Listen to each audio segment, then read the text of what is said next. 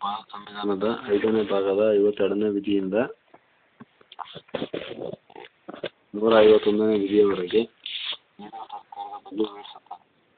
ಕೇಂದ್ರ ಸರ್ಕಾರವು ಉಪರಾಷ್ಟ್ರಪತಿ, ರಾಷ್ಟ್ರಪತಿ, ಪ್ರಧಾನಮಂತ್ರಿ, ಕೇಂದ್ರ ಸಚಿವ ಸಂಪುಟ, ಅಟಾರ್ನಿ ಜನರಲ್, ಸಂಸತ್ತು ಹಾಗೂ ಸುಪ್ರೀಂ ಕೋರ್ಟ್ ಅನ್ನು ಒಳಗೊಂಡಿರುತ್ತೆ. ಭಾರತ ಗಣತಂತ್ರ ವ್ಯವಸ್ಥೆಯಲ್ಲಿ ಅತ್ಯುನ್ನತ ಸ್ಥಾನವೇ ರಾಷ್ಟ್ರಪತಿ ಹುದ್ದೆ. ಭಾರತ ರಾಷ್ಟ್ರಪತಿಯು ದೇಶದ ಮೊದಲ ಪ್ರಜೆಯಾಗಿದ್ದಾರೆ. ಭಾರತ ರಾಷ್ಟ್ರಪತಿಗಳು 3 ರಕ್ಷಣಾ ಪಡೆಯ ಮಹಾದಂಡನಾಯಕರಾಗಿದ್ದಾರೆ. ಭಾರತ ರಾಷ್ಟ್ರಪತಿಗಳ ಹೆಸರಿನಲ್ಲಿ ದೇಶದ ಎಲ್ಲಾ ಕಾರ್ಯಾಂಗದ ಕಾರ್ಯಗಳು ನಡೆಯುತ್ತವೆ. ಭಾರತ ಸಂವಿಧಾನದ 52ನೇ ವಿಧಿಯು ಭಾರತದಲ್ಲಿ ರಾಷ್ಟ್ರಪತಿ ಹುದ್ದೆಗೆ ಅವಕಾಶವನ್ನು ಕಲ್ಪಿಸಿದೆ. ಸಂವಿಧಾನದ 52ನೇ ವಿಧಿ ಭಾರತದಲ್ಲಿ ರಾಷ್ಟ್ರಪತಿ ಹುದ್ದೆಗೆ ಅವಕಾಶವನ್ನು ಕಲ್ಪಿಸಿದೆ. 53ನೇ ಭಾರತದ ರಾಷ್ಟ್ರಪತಿ ಹುದ್ದೆಯು ಬ್ರಿಟನ್ನಿನ ದೊರೆಯ ಹುದ್ದೆಯನ್ನು ಹೋಲುತ್ತದೆ. ಸಂವಿಧಾನದ 53ನೇ ವಿಧಿ ಅನ್ವಯ ಭಾರತದ ರಾಷ್ಟ್ರಪತಿಗಳು ಕಾರ್ಯಾಂಗೀಯ ಅಧಿಕಾರಿಯಾಗಿದ್ದಾರೆ. 53ನೇ ವಿಧಿ ಅನ್ವಯ ಭಾರತದ ರಾಷ್ಟ್ರಪತಿಗಳು ಕಾರ್ಯಾಂಗೀಯ ಅಧಿಕಾರಿಯಾಗಿದ್ದಾರೆ. ರಾಷ್ಟ್ರಪತಿಗಳನ್ನ ಸಂಸತ್ತಿನ ಚುನಾಯಿತ ಪ್ರತಿನಿಧಿಗಳು, ರಾಜ್ಯಗಳ ಚುನಾಯಿತ ಸದಸ್ಯರು ಹಾಗೂ ಕೇಂದ್ರಾಡಳಿತ ಪ್ರದೇಶಗಳಾದ ದೆಹಲಿ ಮತ್ತು ಪಾಂಡಿಚೇರಿಯ ವಿಧಾನಸಭೆಯ ಚುನಾಯಿತ ಸದಸ್ಯರುಗಳನ್ನು ಒಳಗೊಂಡ ವಿಶೇಷ ಮತದಾರರ ವರ್ಗ ಆಯ್ಕೆ ಮಾಡುತ್ತೆ. ರಾಷ್ಟ್ರಪತಿಯನ್ನ ಸಂಸತ್ತಿನ ಚುನಾಯಿತ ಪ್ರತಿನಿಧಿಗಳು, ರಾಜ್ಯಗಳ ಚುನಾಯಿತ ಸದಸ್ಯರು ಹಾಗೂ ಕೇಂದ್ರಾಡಳಿತ ಪ್ರದೇಶಗಳಾದ ದೆಹಲಿ, ಪಾಂಡಿಚೇರಿಯ ವಿಧಾನಸಭೆಯ ಚುನಾಯಿತ ಸದಸ್ಯರುಗಳನ್ನು ಒಳಗೊಂಡ ವಿಶೇಷ ಮತದಾರರ ವರ್ಗ ಆಯ್ಕೆ ಮಾಡುತ್ತದೆ. ರಾಷ್ಟ್ರಪತಿ ಚುನಾವಣೆಯಲ್ಲಿ ಓಟಿನ ಮೌಲ್ಯವು ಒಂದು ರಾಜ್ಯದ ವಿಧಾನಸಭಾ ಸದಸ್ಯರಿಂದ ಮತ್ತೊಂದು ರಾಜ್ಯದ ವಿಧಾನಸಭಾ ಸದಸ್ಯರಿಗೆ ವ್ಯತ್ಯಾಸವಾಗುತ್ತದೆ. ರಾಷ್ಟ್ರಪತಿ ಚುನಾವಣೆಯಲ್ಲಿ ಅತಿ ಹೆಚ್ಚು ಮತಗಳನ್ನು ಹೊಂದಿರುವ ರಾಜ್ಯ ಎಂದರೆ ಉತ್ತರ ಪ್ರದೇಶ. ರಾಷ್ಟ್ರಪತಿ ಚುನಾವಣೆಯಲ್ಲಿ ಅತಿ ಕಡಿಮೆ ಮತಗಳನ್ನು ಹೊಂದಿರುವ ರಾಜ್ಯ ಸಿಕ್ಕಿಂ. ಭಾರತದಲ್ಲಿ 2012ರವರೆಗೆ 14 ಬಾರಿ ರಾಷ್ಟ್ರಪತಿ ಚುನಾವಣೆ ನಡೆದಿದೆ. ರಾಷ್ಟ್ರಪತಿಗಳ ಅಧಿಕಾರಾವಧಿಯು 5 ವರ್ಷಗಳಿದ್ದಾಗಿರುತ್ತೆ. ಇದು ರಾಷ್ಟ್ರಪತಿ ಬಗ್ಗೆ ಬಂದಿತ್ತು PSI ಕ್ವಶನ್. ಈಗಿನ ರಾಷ್ಟ್ರಪತಿ ಎಷ್ಟನೇವರು ಅಂತ? ಎಷ್ಟನೇವರು? 14ನೇವರು. 15ನೇದು ಎಲೆಕ್ಷನ್ ಆಗಿರೋದು, ಅಂದ್ರೆ ರಾಷ್ಟ್ರಪತಿ 14ನೇವರು.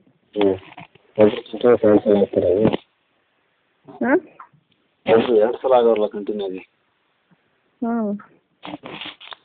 ರಾಷ್ಟ್ರಪತಿಗಳ ಅಧಿಕಾರಾವಧಿಯು 5 ವರ್ಷಗಳಿಗಾಗಿರುತ್ತದೆ. ರಾಷ್ಟ್ರಪತಿಗಳ ಪ್ರಸ್ತುತ ವೇತನ 1.5 ಲಕ್ಷ ರು ಆಗಿದೆ. ರಾಷ್ಟ್ರಪತಿಗಳಿಗೆ ಪ್ರಮಾಣ ವಚನಗಳನ್ನು ಸುಪ್ರೀಂ ಕೋರ್ಟಿನ ಮುಖ್ಯ ನ್ಯಾಯಾಧೀಶರು ಬೋಧಿಸುತ್ತಾರೆ. ರಾಷ್ಟ್ರಪತಿಗಳು ರಾಜ್ಯಸಭೆಗೆ 12 ಮಂದಿ ಸದಸ್ಯರನ್ನು ವಿವಿಧ ಕ್ಷೇತ್ರಗಳಿಂದ ನೇಮಕ ಮಾಡುವ ಅಧಿಕಾರ ಹೊಂದಿದ್ದಾರೆ. ಸಂವಿಧಾನದ 331ನೇ ವಿಧಿ ಅನ್ವಯ ರಾಷ್ಟ್ರಪತಿಗಳು ಲೋಕಸಭೆಗೆ 2 ಆಂಗ್ಲೋ ಇಂಡಿಯನ್ನರನ್ನ ನೇಮಕ ಮಾಡುತ್ತಾರೆ. ಸಂವಿಧಾನದ 73ನೇ ವಿಧಿ ಅನ್ವಯ ಅಟಾರ್ನಿ ಜನರಲ್ ಅನ್ನು ನೇಮಕ ಮಾಡುವ ಅಧಿಕಾರ ಹೊಂದಿದ್ದಾರೆ.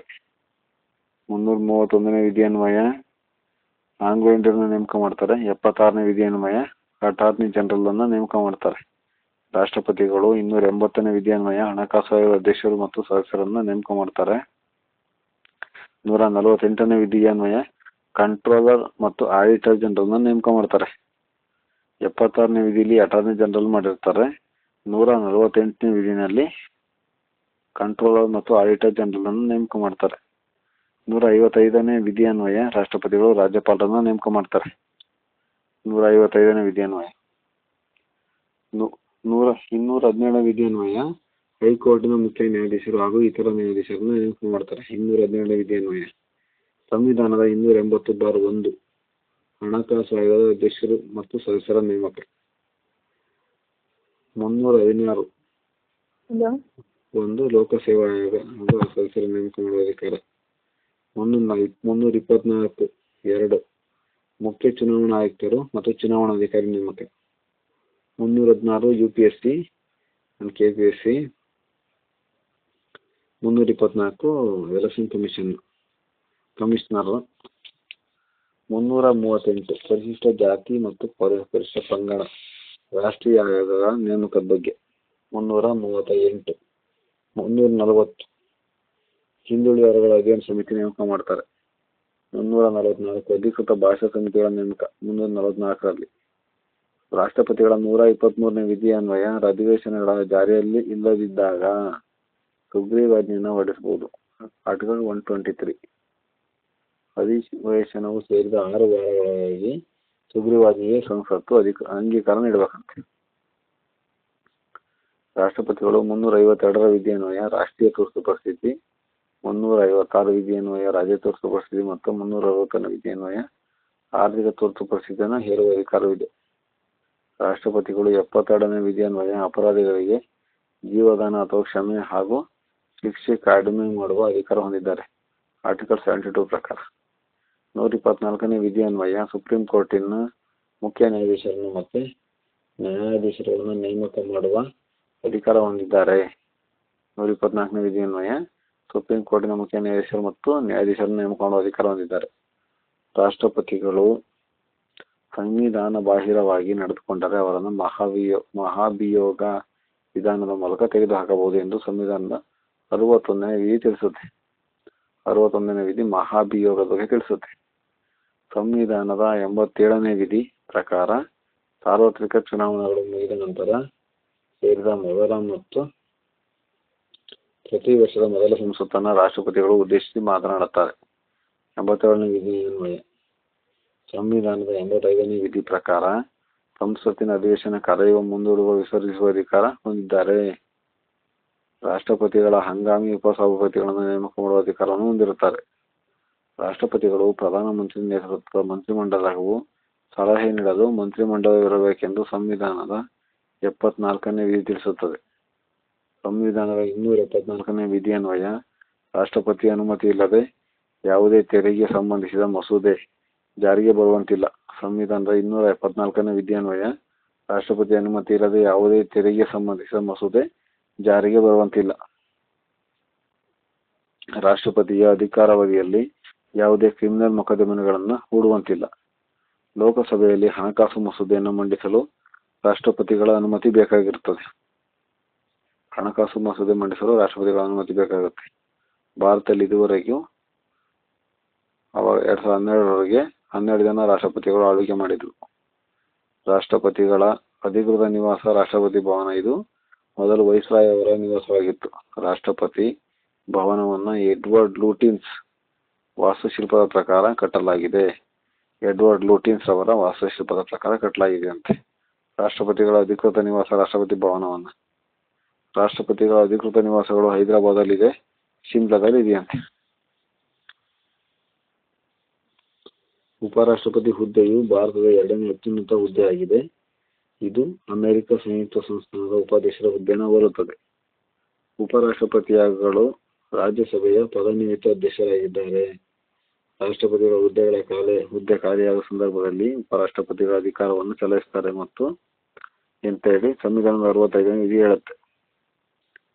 ಭಾರತ ಉಪರಾಷ್ಟ್ರಪತಿಗಳ ಪ್ರಸ್ತುತ ವೇತನ 2010ರಲ್ಲಿ ತಿಂಗಳಿಗೆ 1.25 ಲಕ್ಷವಾಗಿತ್ತು. 1.25 ಲಕ್ಷ ಆಗಿತ್ತು. ಉಪರಾಷ್ಟ್ರಪತಿಗಳನ್ನು ಸಂಸತ್ತಿನ 2 ಸದನಗಳ ಸದಸ್ಯರು ಆಯ್ಕೆ ಮಾಡುತ್ತಾರೆ. ಆಯ್ಕೆ ಮಾಡುತ್ತಾರೆ. ರಾಷ್ಟ್ರಪತಿ ಮತ್ತು ಉಪರಾಷ್ಟ್ರಪತಿ ಹುದ್ದೆಗೆ ಸ್ಪರ್ಧಿಸಲು ಕನಿಷ್ಠ 35 ವರ್ಷ ವಯಸ್ಸಾಗಿರಬೇಕು. ರಾಷ್ಟ್ರಪತಿ ಉಪರಾಷ್ಟ್ರಪತಿಗಳ ಅಧಿಕಾರಾವಧಿ 5 ವರ್ಷಗಳಾಗಿವೆ. ಉಪರಾಷ್ಟ್ರಪತಿಗಳ ಚುನಾವಣೆಯನ್ನು 2 ಸದನದ ಸದಸ್ಯರು ಗುಪ್ತ ಮತದಾನದ ಮೂಲಕ ವರ್ಗಾಯಿಸುವ ಪ್ರಮಾಣಾನುಗುಣ ಪದ್ಧತಿ ಅನುಗುಣವಾಗಿ ಚುನಾಯಿಸುತ್ತಾರೆ. ಉಪರಾಷ್ಟ್ರಪತಿಗಳ ಚುನಾವಣೆಯನ್ನು 2 ಸದನಗಳ ಸದಸ್ಯರು ಗುಪ್ತ ಮತದಾನದ ಮೂಲಕ ವರ್ಗಾಯಿಸುವ ಪ್ರಮಾಣಾನುಗುಣ ಪದ್ಧತಿ ಅನುಗುಣವಾಗಿ ಚುನಾಯಿಸುತ್ತಾರೆ. ಉಪರಾಷ್ಟ್ರಪತಿಗಳು ರಾಜೀನಾಮೆಯನ್ನು ರಾಷ್ಟ್ರಪತಿಗೆ ನೀಡಿ ಹುದ್ದೆ ಖಾಲಿ ಮಾಡಬಹುದು. ಉಪರಾಷ್ಟ್ರಪತಿಗಳಿಗೆ ರಾಷ್ಟ್ರಪತಿಗಳು ಪ್ರಮಾಣ ವಚನ ಬೋಧಿಸುತ್ತಾರೆ. ಉಪರಾಷ್ಟ್ರಪತಿಗಳನ್ನು ಪದಚ್ಯುತಿಗೊಳಿಸುವ ಅಧಿಕಾರವು ರಾಜ್ಯಸಭೆಗಿದೆ. ಉಪರಾಷ್ಟ್ರಪತಿಗಳು ರಾಷ್ಟ್ರಪತಿಯಾಗಿ ಕಾರ್ಯನಿರ್ವಹಿಸುವಾಗ ರಾಷ್ಟ್ರಪತಿಗಳ ವೇತನವನ್ನು ಪಡೆಯುತ್ತಾರೆ. ರಾಷ್ಟ್ರಪತಿ ಮತ್ತು ಉಪರಾಷ್ಟ್ರಪತಿ ಹುದ್ದೆಗೆ ಸಂಬಂಧಿಸಿದ ಚುನಾವಣಾ ಸಂಶಯಗಳನ್ನು ಸುಪ್ರೀಂ ಕೋರ್ಟ್ ವಿಚಾರಣೆ ನಡೆಸಿ ತೀರ್ಪು ನೀಡುತ್ತದೆ. ಉಪರಾಷ್ಟ್ರಪತಿಗಳನ್ನು ಪದಚ್ಯುತಿಗೊಳಿಸಲು ರಾಜ್ಯಸಭೆಯು 15 ದಿನ ಮೊದಲೇ ನೋಟಿಸ್ ನೀಡಬೇಕು. ಉಪರಾಷ್ಟ್ರಪತಿಗಳು ರಾಜ್ಯಸಭೆಯ ಕಲಾಪಗಳನ್ನು ನಡೆಸಿಕೊಂಡು ಹೋಗುತ್ತಾರೆ. ಉಪಚುನಾವಣೆಗೆ ಸ್ಪರ್ಧಿಸಲು ಕನಿಷ್ಠ 15,000 ರು ಠೇವಣಿ ಹಾಗೂ 20 ಜನ ಸೂಚಕರು ಮತ್ತು ಅನುಮೋದಕರು ಅನುಮೋದಿಸಬೇಕಾಗುತ್ತದೆ. 2012ರವರೆಗೆ 14 ಬಾರಿ ಉಪರಾಷ್ಟ್ರಪತಿ ಚುನಾವಣೆಗಳು ನಡೆದಿವೆ.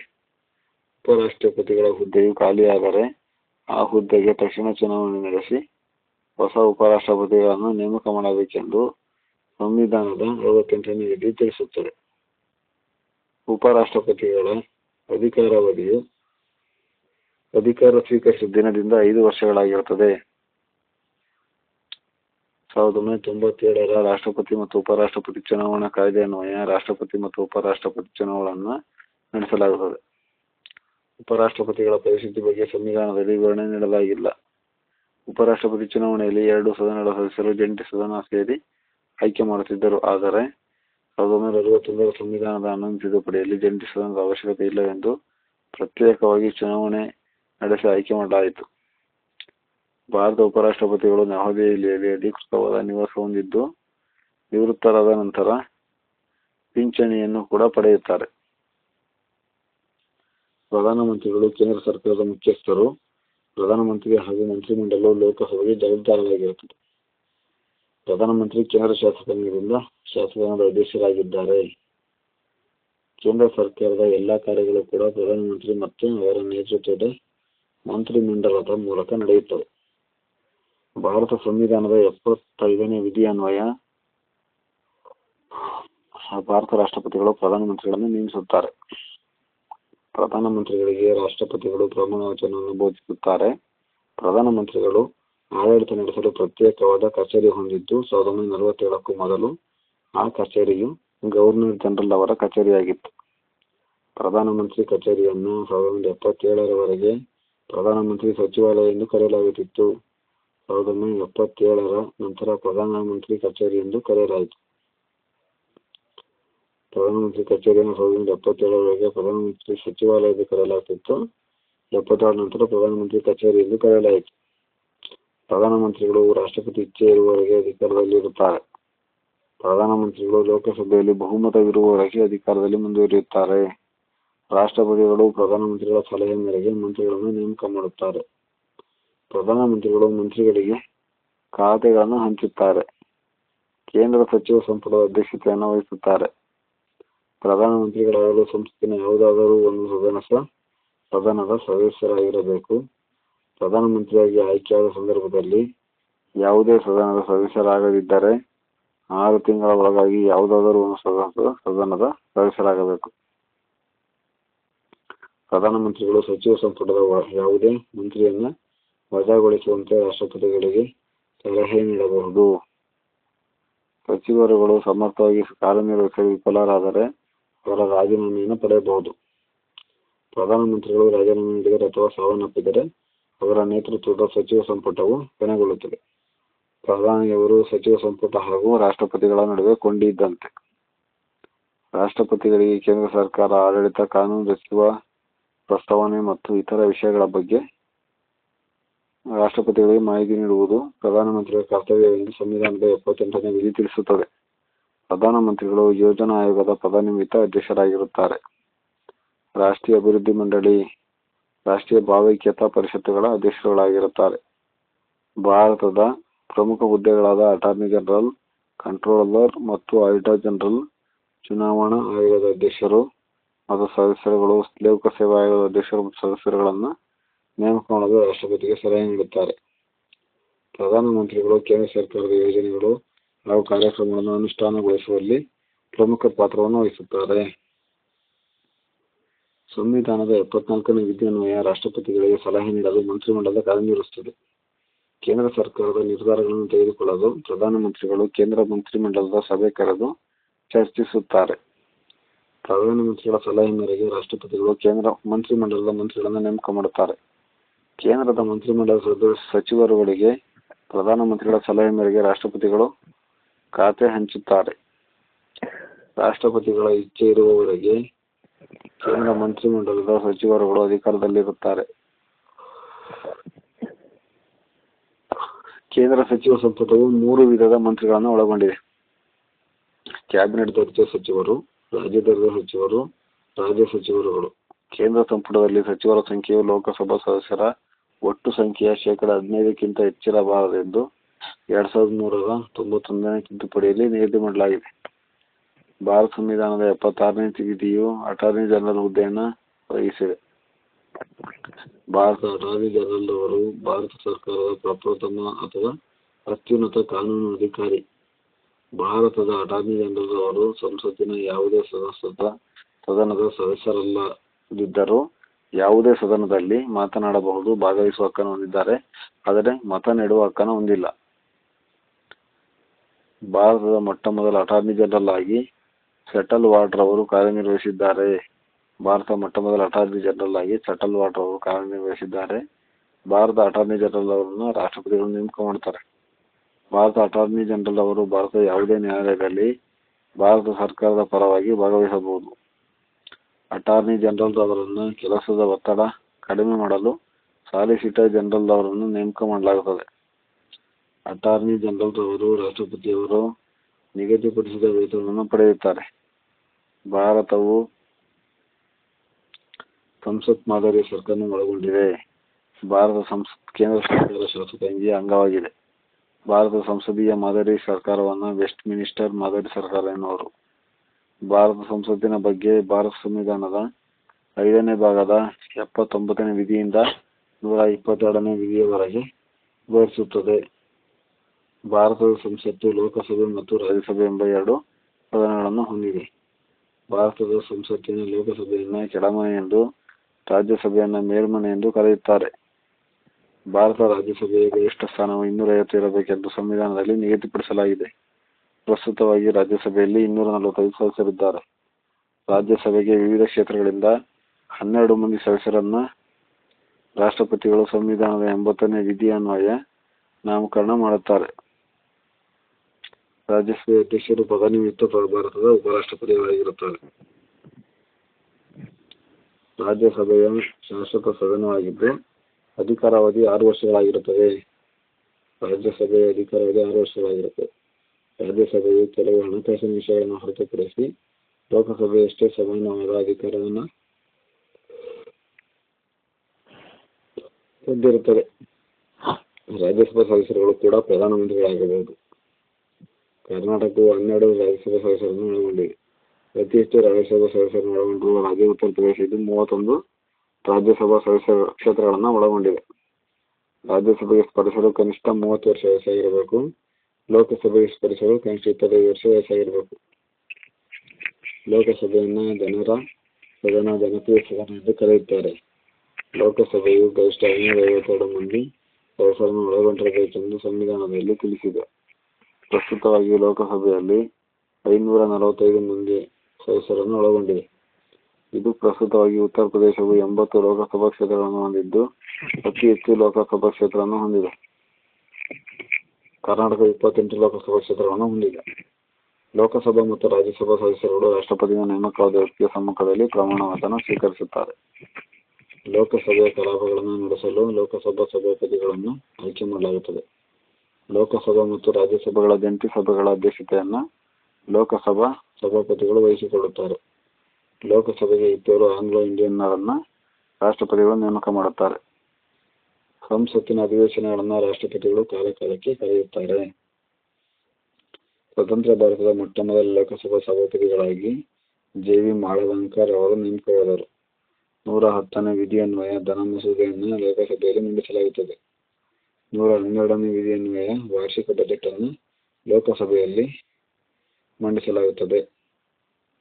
110ನೇ ವಿಧಿಯನ್ವಯ ಧನ ಮಸೂದೆಯನ್ನು ಲೋಕಸಭೆಯಲ್ಲಿ ಮಂಡಿಸಲಾಗುತ್ತದೆ. 112ನೇ ವಿಧಿಯನ್ವಯ ವಾರ್ಷಿಕ ಬಜೆಟ್ ಅನ್ನು ಲೋಕಸಭೆಯಲ್ಲಿ ಮಂಡಿಸಲಾಗುತ್ತದೆ. ಸ್ವತಂತ್ರ ಭಾರತದಲ್ಲಿ ಸಂವಿಧಾನಾತ್ಮಕ ಸುಪ್ರೀಂ ಕೋರ್ಟ್ ಅನ್ನು 1950 ಜನವರಿ 28ರಂದು ಸ್ಥಾಪಿಸಲಾಯಿತು. ಭಾರತದ ಸುಪ್ರೀಂ ಕೋರ್ಟ್ನ ನ್ಯಾಯಾಧೀಶ ಸಂಖ್ಯೆಯನ್ನು ಹೆಚ್ಚಿಸುವ ಅಧಿಕಾರವು ಸಂಸತ್ತಿಗೆ ಇದೆ. ಭಾರತ ಸುಪ್ರೀಂ ಕೋರ್ಟ್ನಲ್ಲಿ ಮುಖ್ಯ ನ್ಯಾಯಾಧೀಶರು ಹಾಗೂ 30 ನ್ಯಾಯಾಧೀಶರಿದ್ದಾರೆ. ಒಟ್ಟು 31 ನ್ಯಾಯಾಧೀಶರನ್ನು ಹೊಂದಿದೆ. ಭಾರತ ಸಂವಿಧಾನದ 124ನೇ ವಿಧಿಯಿಂದ 147ನೇ ವಿಧಿಯವರೆಗೆ ಸರ್ವೋಚ್ಚ ನ್ಯಾಯಾಲಯದ ಬಗ್ಗೆ ಮಾಹಿತಿ ನೀಡಲಾಗಿದೆ. ಸುಪ್ರೀಂ ಕೋರ್ಟ್ ನ್ಯಾಯಾಧೀಶರ ಅಧಿಕಾರಾವಧಿ 65 ವರ್ಷಗಳು. ಸರ್ವೋಚ್ಚ ನ್ಯಾಯಾಧೀಶರ ವಯಸ್ಸನ್ನು ಸಂಸತ್ತು ಕಾನೂನಿನ ಮೂಲಕ ನಿಗದಿಪಡಿಸಬಹುದು. ಸರ್ವೋಚ್ಚ ನ್ಯಾಯಾಲಯದ ನ್ಯಾಯಾಧೀಶರನ್ನು ಮಹಾಭಿಯೋಗ ವಿಧಾನದ ಮೂಲಕ ತೆಗೆದುಹಾಕಬಹುದು. ಎಂದು 154/4ನೇ ವಿಧಿ ತಿಳಿಸುತ್ತದೆ. 1991-93 ಅವಧಿಯಲ್ಲಿ ಸುಪ್ರೀಂ ಕೋರ್ಟಿನ ನ್ಯಾಯಾಧೀಶರಾಗಿದ್ದ ನ್ಯಾಯಮೂರ್ತಿ ಬಿ. ರಾಮಸ್ವಾಮಿರವರು ಮಹಾಭಿಯೋಗಕ್ಕೆ ಗುರಿಯಾಗಿದ್ದರು. ಸುಪ್ರೀಂ ಕೋರ್ಟಿನ ನ್ಯಾಯಾಧೀಶರಿಗೆ ರಾಷ್ಟ್ರಪತಿಗಳು ಪ್ರಮಾಣ ವಚನವನ್ನು ಬೋಧಿಸುತ್ತಾರೆ. ಸುಪ್ರೀಂ ಕೋರ್ಟ್ನ ನ್ಯಾಯಾಧೀಶರ ವೇತನಗಳನ್ನು ಸಂಸತ್ತು ಕಾನೂನು ಮೂಲಕ ನಿರ್ಧರಿಸುತ್ತದೆ. ಭಾರತ ಸುಪ್ರೀಂ ಕೋರ್ಟ್ ದಾಖಲೆ ನ್ಯಾಯಾಲಯವಾಗಿ ಕಾರ್ಯನಿರ್ವಹಿಸುತ್ತದೆ. ಭಾರತ ಸುಪ್ರೀಂ ಕೋರ್ಟ್ ಅಪೀಲು ಅಧಿಕಾರಗಳನ್ನು ಹೊಂದಿದೆ. ಭಾರತದ ಸರ್ವೋಚ್ಚ ನ್ಯಾಯಾಲಯ ನವದೆಹಲಿಯಲ್ಲಿದೆ. ಸಾರ್ವಜನಿಕ ಮಹತ್ವವುಳ್ಳ ವಿಷಯಗಳಲ್ಲಿ ಗೊಂದಲ ಉಂಟಾದರೆ ರಾಷ್ಟ್ರಪತಿಗಳು ಸರ್ವೋಚ್ಚ ನ್ಯಾಯಾಲಯದೊಂದಿಗೆ ಸೂಕ್ತ ಸಲಹೆ ಪಡೆಯುತ್ತಾರೆ. ಭಾರತದ ಸುಪ್ರೀಂ ಕೋರ್ಟ್ ಮೊಟ್ಟ ಮೊದಲ ಮುಖ್ಯ ನ್ಯಾಯಾಧೀಶರಾಗಿ ಎಚ್.ಜೆ. ಕಾನಿಯಾರ್ ಅವರು ಕಾರ್ಯನಿರ್ವಹಿಸಿದ್ದಾರೆ. ಭಾರತದ ಲೆಕ್ಕ ನಿಯಂತ್ರಕ ಹಾಗೂ ಮತ್ತು ಮಹಾ ಲೆಕ್ಕ ಪರಿಶೋಧಕರನ್ನು 148ನೇ ವಿಧಿಯನ್ವಯ ನೇಮಕ ಮಾಡಲಾಗುತ್ತದೆ. ಭಾರತ ಲೆಕ್ಕ ನಿಯಂತ್ರಕ ಮತ್ತು ಮಹಾ ಲೆಕ್ಕ ಪರಿಶೋಧಕರನ್ನು ಭಾರತ ರಾಷ್ಟ್ರಪತಿಗಳು ನೇಮಕ ಮಾಡುತ್ತಾರೆ. ಭಾರತ ಲೆಕ್ಕ ನಿಯಂತ್ರಕ ಮತ್ತು ಲೆಕ್ಕ ಪರಿಶೋಧಕರು ಪ್ರಮಾಣ ವಚನವನ್ನು ರಾಷ್ಟ್ರಪತಿಗಳಿಂದ ಪಡೆಯುತ್ತಾರೆ. ಭಾರತ ಲೆಕ್ಕ ನಿಯಂತ್ರಕ ಮತ್ತು ಲೆಕ್ಕ ಪರಿಶೋಧಕರು ಎಲ್ಲ ವ್ಯಕ್ತಿಗಳನ್ನು ಭಾರತದ ಸಂಚಿತ ನಿಧಿಯಿಂದ ಪಡೆಯುತ್ತಾರೆ. ಇವರ ಅಧಿಕಾರಾವಧಿ 6 ವರ್ಷಗಳು ಅಥವಾ 65 ವರ್ಷ. ಇವರು ವಿ. ನರಸಿಂಹ ನರಹರಿ ಅವರು ಮೊಟ್ಟ ಮೊದಲ ಲೆಕ್ಕ ನಿಯಂತ್ರಕ ಮತ್ತು ಪರಿಶೋಧಕ. ವಿ. ನರಸಿಂಹ ನರಹರಿ. ಭಾರತ ಪ್ರಸ್ತುತ ಲೆಕ್ಕ ನಿಯಂತ್ರಕ ಮತ್ತು ಲೆಕ್ಕ ಪರಿಶೋಧಕ ಯಾರೀಗ ಸಿ.ಜೆ. ಭಾರತ ಲೆಕ್ಕ ನಿಯಂತ್ರಕ ಮತ್ತು ಲೆಕ್ಕ ಪರಿಶೋಧಕರು ಪ್ರತಿ ವರ್ಷ ವರದಿಯನ್ನು ರಾಷ್ಟ್ರಪತಿ ಸಲ್ಲಿಸುತ್ತಾರೆ. ರಾಷ್ಟ್ರಪತಿಗಳು ಆ ವರದಿಯನ್ನು ಸಂಸತ್ತಿನ 2 ಸದನಗಳ ಮುಂದಿಡುತ್ತವೆ. ಭಾರತ ಲೆಕ್ಕ ನಿಯಂತ್ರಕ ಮತ್ತು ಮಹಾ ಲೆಕ್ಕ ಪರಿಶೋಧಕರನ್ನು ಹುದ್ದೆಯಿಂದ ಸುಪ್ರೀಂ ಕೋರ್ಟ್ ನ್ಯಾಯಾಧೀಶರನ್ನು ತೆಗೆದುಹಾಕುವ ರೀತಿಯಲ್ಲಿ ತೆಗೆದುಹಾಕಬಹುದು. ರಾಷ್ಟ್ರಪತಿ ಸಲಹೆ ಮೇರೆಗೆ ಭಾರತದ ಲೆಕ್ಕ ನಿಯಂತ್ರಕ ಮತ್ತು ಮಹಾ ಲೆಕ್ಕ ಪರಿಶೋಧಕರು ನಿಗದಿಪಡಿಸಿದ ನಮೂನೆಯಲ್ಲಿ ಕೇಂದ್ರ ಮತ್ತು ರಾಜ್ಯಕ್ಕೆ ಲೆಕ್ಕ ಇಡತಕ್ಕದ್ದು. ಇದಿಷ್ಟು ಇದ್ರ ಬಗ್ಗೆ ಆಯ್ತು.